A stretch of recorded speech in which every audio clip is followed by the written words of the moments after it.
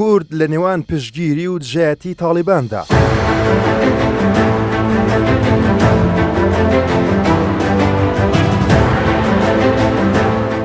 وەک هەموو ڕووداوەکانی تری ناوچەکە و جیهان جارێکی تر کۆمەڵگەی کوردی دابەشی دوو بەرەی دژ بە یەک بووە. دابەشبوونێک کە لەوانەیە خاوەنی بابەتەکە هێندەی کورد بە گوڕوتینەوە باسی لایەنە باش و خراپەکانی نەکات.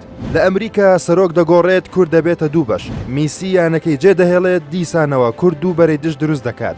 سەرۆکی ئێران دەگۆڕێت شرۆڤەکان هەمووی دژ بە یەکن. جەنگی ئەرمینیا و ئازەربایجان، فەڵەستین و ئیسرائیل جارێکی تر ڕایگشتی لە کوردستان لە تو دژ بە یەک دەکات و ئەم جاریش هاتنەوەی تاڵیبان و گرتنە دەستی حکومی ئەفغانستان گوتاری کوردی نەک دابەشی دووبەرە کردووە، بەڵکو دژایەتێکی ئاشکرا و ڕوون لە گوتاری تاک بە تاکی ئەم کۆمەڵگەیە دەبینرێت. بەشێک لە چاودێران و شرۆڤەکاران و هاوڵاتیانی ئاسایش ئەم گۆڕانکاری خێرایە بە مەترسێکی جددی بۆ سەر ئارامی ناوچەکە دەزانن و پێیان وایە ئەمریکا گەلانی ئەفغانستانی بەتەنها و لە بەردەم نەشتەری دوژمندا جێهێشتووە. بەشێکی تر پێیان وایە تاڵیبان نەک دوژمنی گەلانی ئەفغان نییە، بەڵکو وەک فریاد ڕەسوو و چاکەکار ناوی دەبن. لە شەقام، چایخانات، تەلەفۆن، تۆڕە کۆمەڵایەتیەکان هەمووی باسی ئەو گۆڕانکاریە سەربازی و ئیداریەیە کە لە ئەفغانستان ڕووی داوە. هەندێک پێیان وایە گۆڕانکارێکی پێویست بوو، هەندێکی تریش پێیان وایە مەترسی گەورە لە بەردرگای ناوچەکەدا خۆی مەڵاز داوە. شەقامی کوردی بە جۆرێک دابەشی دوو بەرەی دژ بە یەک بووە کە سەیری فەیسبوک و تۆڕە کۆمەڵایەتیەکانی تر دەکەیت وا دەزانیت لە قەندەهار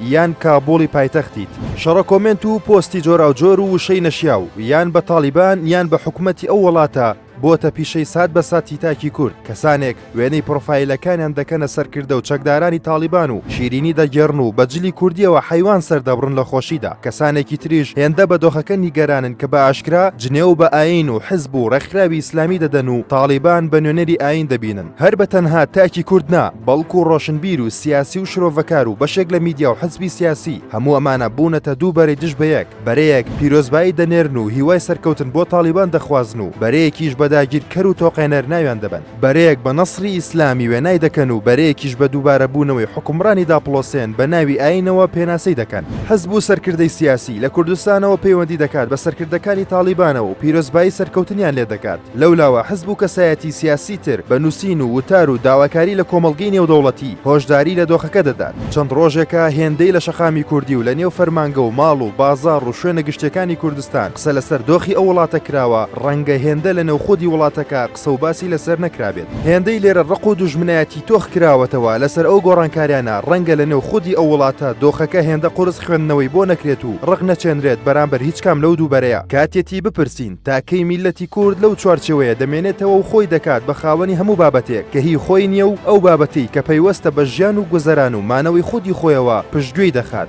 تاکەی تاکی کورد دەبێتە دەمڕاستی ئەوانی تر و لەگەڵ هەموو ڕووداوێکی جیهان و ناوچەکەدا دابەشی دووبەرە دەبێت و ناتوانێت بە شێوەیەکی عەقڵانی شرۆڤ و خوێندنەوەی دروستیە بێت بۆ ئایندەی خۆی و دەوروبەری.